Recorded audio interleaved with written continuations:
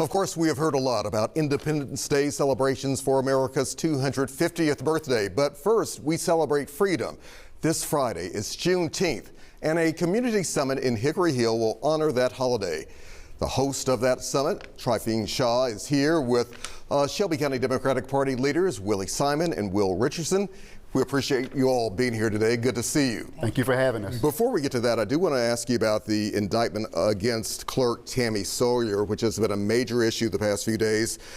What are your thoughts on the indictment, first of all? Well, I think that there's a process that has to take place. Of course, we know the allegations, and they are serious allegations, but we want to make sure that their process is being handled and taken seriously in this matter. And when the outcome is brought forth on what the findings are and the position, we will govern ourselves accordingly. But in this moment right now, we're just more focused on serving the people and building that trust and keeping that trust within our community. That's what I wanted to ask you about also, Mr. Simon, when it comes to accountability, when it comes to transparency, especially involving an elected leader, your thoughts there?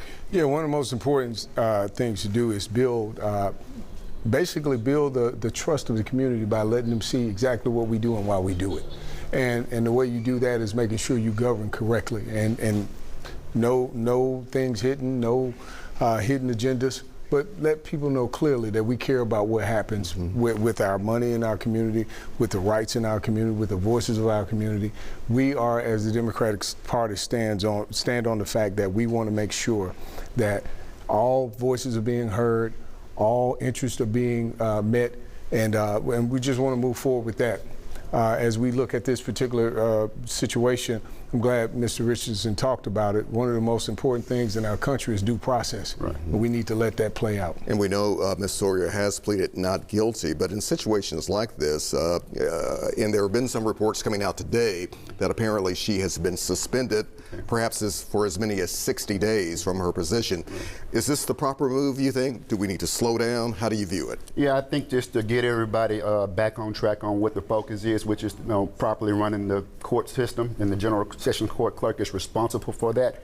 I think that a timeout right now is definitely needed, and I think that that process is being handled properly with the court judges appointing someone new for their position in the interim until we find out what's the outcome. Yeah, there have been some indications, some reports coming in that Ed Stanton Jr. could be sliding into that position. Is this the right move right now? Well, I think continuity is the most important thing. We want to make sure that as we go through this process, we have people in place that are able to get up and start running and making sure that our courts run efficiently and effectively. So Ed Stanton Jr. has been in that office before, and I think he'll be a great stopgap while we figure the rest of this out. Before we move on to the main topic, which is Juneteenth, do you both have faith still in Tammy Sawyer? Absolutely. Tammy Sawyer has been a champion. She's been a fighter for our community for many, many years. And like I said, we're praying for her and hoping that the desired outcome that she has and the community has will prevail. Okay. Michelle, let's talk about Juneteenth. This is a major holiday, and a lot of people around the community, a lot of people across the country taking note. Why is this particularly of interest, this summit taking place in Memphis, Tennessee, what you folks have organized?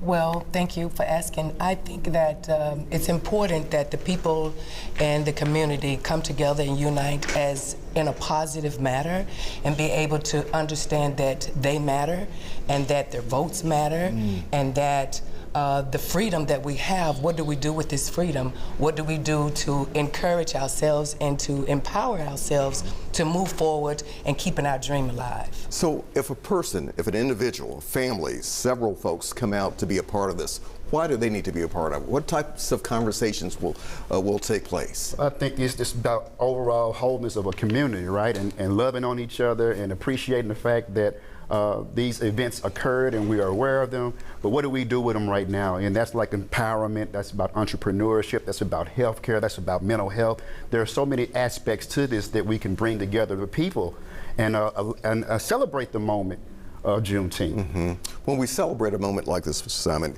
what do you hope the community can take away from it, even more so than just for one day, for one holiday? Well, take away the fact that we have a history of resilience in this country.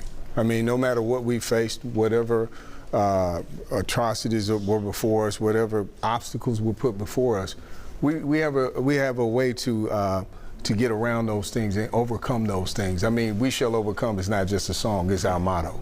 And that's what we've been doing ever since we've been in this country.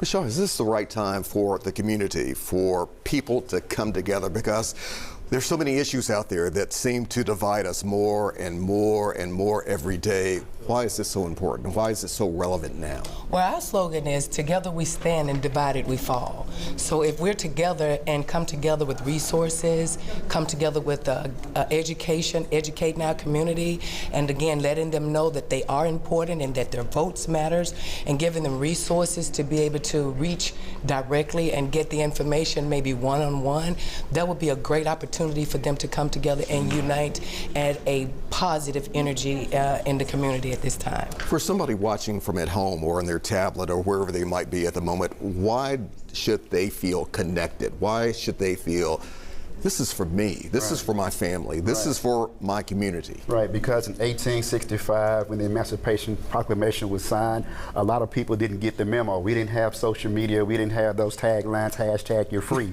And so in this moment, in this city, where there's so much history of us fighting and being resilient, as Chair Simon referenced, it's a time to truly celebrate and appreciate the fight that has been given before us, but also giving us that charge and that responsibility to carry that message on. What's also part of the challenge here? It's one thing for people of a certain age, maybe over their 30s, 40s, 50s, 60s, a little bit older, to say, yeah, this is for me, but what about reaching that younger person, Mr. Simon? So we have to find the we and us.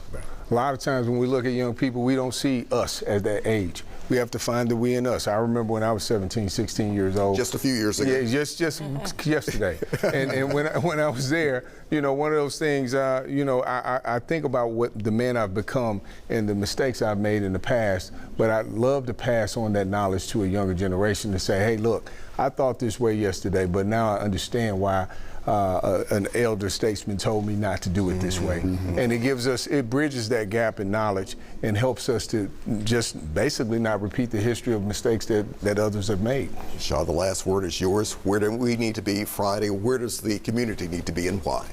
Well, the community needs to be in Winchester at the Coliseum. It's on Winchester. The address should be online. And we will be able to they would be able to meet people that they can reach out to and that they may not have otherwise have access to. They will be able to have entertainment, the live entertainment, DJs, food booths, and other accesses to having fun for the community and just a fun, joyful family day. You seem like you have it all laid out. Yes. We know where to be. Thank you all for being here. Thank you for having us. We will do this again. Absolutely. Please stay in touch. Thank you so much. All right.